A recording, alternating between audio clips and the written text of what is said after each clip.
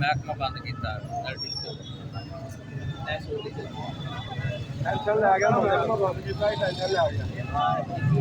एक अगे बेचारा अल्लाह से प्यारा हो गया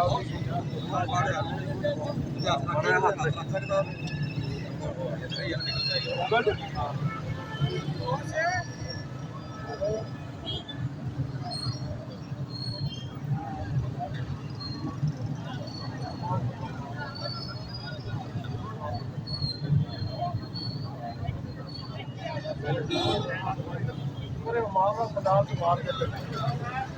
दवाई रख रहा